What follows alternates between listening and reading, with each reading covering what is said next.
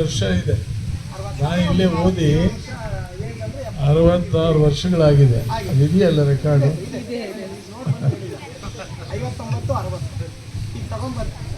ನಾನು ಓದಿದ್ದು ಇಲ್ಲೇ ಅಲ್ವಾ. ಈಗ ಇಲ್ಲಿರೋರೆಲ್ಲ ಹಳ್ಳಿ ಶಾಲೆಗಳೆಲ್ಲ ಓದಿರೋದು ನಾವೆಲ್ಲ. ಏನಮ್ಮ ಏನು ನಾವೆಲ್ಲ ಓದಿರೋದು ಇಲ್ಲಿರ್ತಕ್ಕಂಥವ್ರು ಎಲ್ಲರೂ ಕೂಡ ಸರ್ಕಾರಿ ಶಾಲೆಯಲ್ಲಿ ನಿಮ್ಮ ಥರ ಬೇರೆ ಬೇರೆ ಹಳ್ಳಿಗಳಲ್ಲಿ ಓದಿದ್ದು. ಮತ್ತು ನೀವು ನಮ್ಮ ಥರ ಆಗ್ಬೋದಲ್ಲ, ನಮ್ಮ ಥರ MLA ಆಗ್ಬೋದು, ಮೆಂಬರ್ ಆಗ್ಬೋದು, ಪಂಚಾಯತಿ ಅಧ್ಯಕ್ಷ ಆಗ್ಬೋದು, ಅಥವಾ ಇವರು ಮಾಸ್ಟರ್ ಥರ ಮಾಸ್ಟರ್ ಆಗ್ಬೋದು, ಅಥವಾ ಲಕ್ಷ್ಮೀ ಸಾಗರ್ ಥರ ಯಾವುದಾದ್ರೂ ಒಂದು ಉದ್ದಿಮೆ ಅಥವಾ ಏನಾದರೂ ಕೆಲಸ ಮಾಡ್ಬೋದು. ಅಥವಾ ನಮ್ಮ ಗಂಗಾಧರಪ್ಪ ಅವರು KEBಯಲ್ಲಿ ಒಳ್ಳೆ ಆಫೀಸರ್ ಆಗಿದ್ದರು. ಸೊ ಆ ಥರ ಆಫೀಸರ್ ಆಗ್ಬೋದು. ಅಥವಾ ಹೀಗೆ ಭಾಳಷ್ಟು ಏನೋ ನಿಮ್ಮ ಜೀವನದಲ್ಲಿ ಒಳ್ಳೆಯ ರೀತಿಯಲ್ಲಿ ದಾರಿಯನ್ನು ನೋಡ್ಕೋಬೋದು. ಆದರೆ ನೋಡ್ಕೊಳ್ಳೋದು ಯಾರು? ನಾವು ತೋರಿಸ್ತೀವಿ ಈ ದಾರಿಯಲ್ಲಿ ಹೋಗಿ ಅಂತ. ಹೋಗೋದು ಯಾರ್ದು ಕೆಲಸ? ನಿಮ್ಮದು ತಾನೆ. ಅಂದರೆ ನೀವು ಸರಿಯಾಗಿ ಓದಬೇಕು, ಚೆನ್ನಾಗಿ ಮಾಸ್ತರ್ ಹೇಳೋ ಪಾಠಗಳನ್ನು ಕಲಿಬೇಕು, ಚೆನ್ನಾಗಿ ಮನೆಯಲ್ಲಿ ಅಭ್ಯಾಸ ಮಾಡಬೇಕು. ಹೋಮ್ವರ್ಕ್ ಮಾಡ್ತೀರಾ? ಇಲ್ಲಿ ಸ್ಕೂಲಲ್ಲಿ ಓದ ತಕ್ಷಣ ಎಲ್ಲಿ ಹೋಗ್ತೀರಾ? ಮನೆಯಲ್ಲಿ ಓದ್ತೀರಾ? ಗ್ಯಾರಂಟಿ ಓದ್ತೀರಾ? ಸುಳ್ಳು ಹೇಳ್ತೀರಾ? ಓದ್ತೀರಾ? ಓದ್ಬೇಕು ಚೆನ್ನಾಗಿ. ಆಮೇಲೆ ಇಲ್ಲಿ ಪಾಠ ಹೇಳೋದು ಕೇಳಬೇಕು. ಹಾಗಾದರೆ ನೀವು ನಾಳೆ ಒಳ್ಳೆ ರೀತಿಯಲ್ಲಿ ಒಳ್ಳೆ ಕೋರ್ಸು, ನಾಳೆ ಏನೇನಾಗಬೇಕು ಅಂತಿದ್ದೀರಾ ನೀವು? ಡಾಕ್ಟರ್ಸ್ ಎಷ್ಟು ಜನ ಆಗಬೇಕು ಅಂತಿದ್ದೀರಿ? Doctors, very good. ಯಾರು ಡಾಕ್ಟರ್ಗಳಾಗಕ್ಕೆ ಇಷ್ಟ ಇಲ್ವೇನೋ? ಕನಸು ಕಾಣಬೇಕಪ್ಪ. ವಿದ್ಯಾರ್ಥಿಗಳಿಗೆ ಏನು ಸರ್ಕಾರಿ ಶಾಲೆಗಳು ಅಂದರೆ ಎಲ್ರಿಗೂ ಒಂದು ರೀತಿಯ ಪ್ರೀತಿ.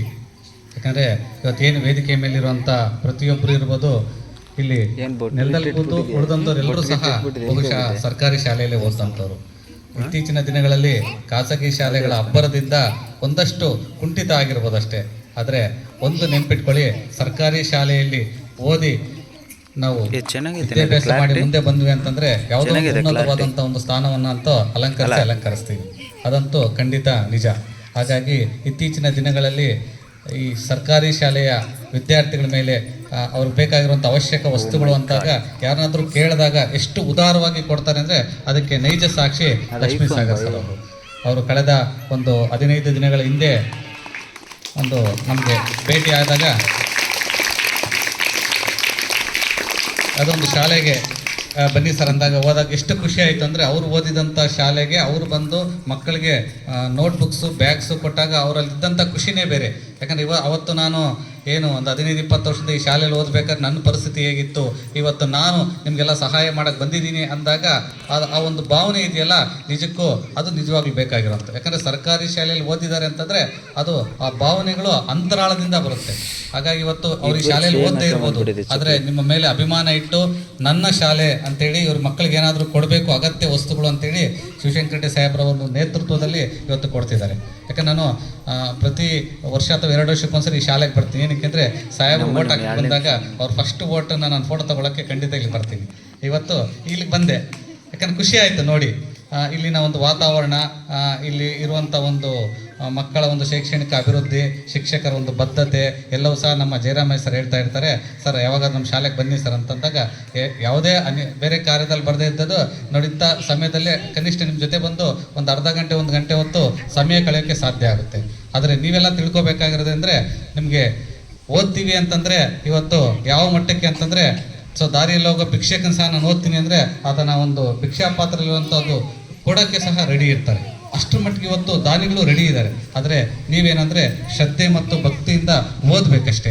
ಈ ಒಂದು ಶಾಲೆಗೆ ಒಂದು ಕೀರ್ತಿ ತರಬೇಕು. ಸೊ ನಿಮಗೆ ಜನ್ಮ ಕೊಟ್ಟಂಥ ಅಪ್ಪ ಅಮ್ಮಂಗೊಂದು ಹೆಸರು ತರಬೇಕು, ಜೊತೆಗೆ ನೀವು ಹುಟ್ಟಿರುವಂಥ ಊರಿಗೆ ಒಂದೊಳ್ಳೆ ಹೆಸರು ತರಬೇಕು ಅಂತ ಹೇಳ್ತಾ ಈ ಒಂದು ಕಾರ್ಯಕ್ರಮದಲ್ಲಿ ನಿಮ್ಮೊಂದಿಗೆ 2 ವಿಚಾರಗಳನ್ನ ಹಂಚ್ಕೊಳ್ಳೋಕೆ ಅವಕಾಶ ಮಾಡಿಕೊಟ್ಟಂಥ ಎಲ್ಲ ಹಿರಿಯರಿಗೆ ಧನ್ಯವಾದಗಳು ಸರ್.